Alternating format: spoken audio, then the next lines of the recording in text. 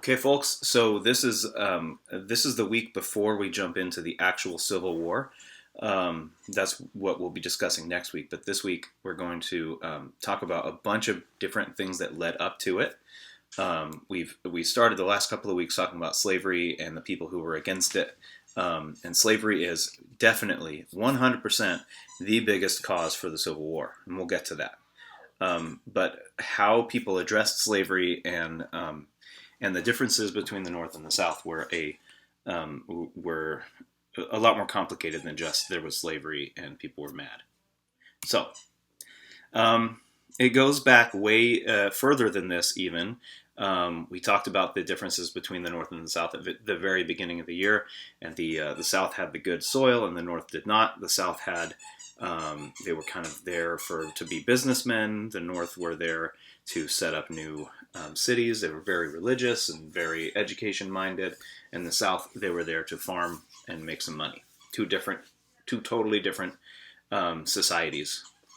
So in 1820, Missouri wanted to become a state. Right, it's over on the west of the territory that they had at the time, and the problem was that there was going to be there were going to be more slave states than free states, meaning there were going to be more states that had that where slavery was legal than states where slavery was not legal, and that meant that in the Senate, it would have been there would have been more votes from senators from states from a slave state. So this made a lot of people really nervous. A lot of people who were against slavery were saying, "Wait, no, we can't do that. We can't have another slave state because then they're going to start passing a bunch of pro-slavery laws." So instead of just allowing Missouri to join, they admitted Maine also. Remember, I've hinted at this a few times, but for a long time, the area that is now a bunch of different states that included Massachusetts and Maine, it was all called Massachusetts at the time, and Maine broke off to become its own state here in 1820 to balance the slaves and free states. Okay, in 1828, there was a tariff passed. A tariff is a thing; it's like a tax, basically, on trading. On buying stuff, and just to boil it down, it basically ticked off the South. It charged the South more than the North, and made people in the South really mad at people in the North. In 1831, Nat Turner, who was a slave, led about 60 slaves to a violent rebellion in Virginia, and killed a bunch of people, and they were defeated, and the rebellion didn't work. But in return, a bunch of slave owners started passing a lot of really nasty laws against slaves and treating their slaves even worse to make them afraid of rebelling.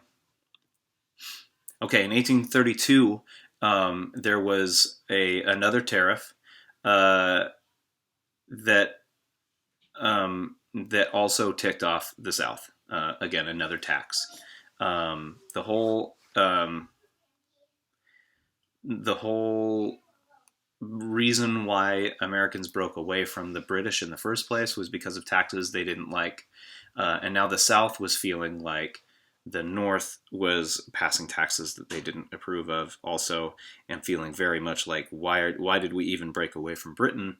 Remember, this is only 60 years after they signed the Declaration of Independence. Not even 60 years. So people were still alive who were alive when they signed the Declaration of Independence, and they're saying, well, why did we break away from England just to be taxed by the North? Here's another compromise, just like the Missouri Compromise.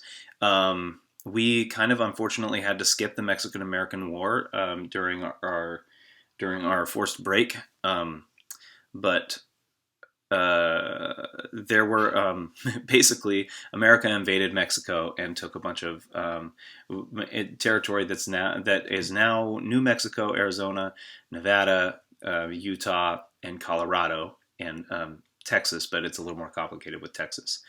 They took all that territory from Mexico, and then they were making it states. So they had to compromise which states would be free states and which states would not be free states. And then one other thing that they compromised on was they included in that bill to create all these states in the Compromise of 1850. They made one bill and it said all these are going to be states, these ones are going to be free, these are going to be slave. And then they included something called the Fugitive Slave Act, which you're going to get into when you read about the Dred Scott decision in the textbook. The Fugitive Slave Act basically says that any slaves that escaped from the South into the North had to be captured again, even though they lived in the North where slaves were freed. They had to be captured again and taken back down south. That angered a lot of Northerners, and of course it made life for any black people difficult. Any free black people up in the North were then accused of being escaped slaves and were sent back, even though some of them had legitimately earned their freedom and were not escaped slaves.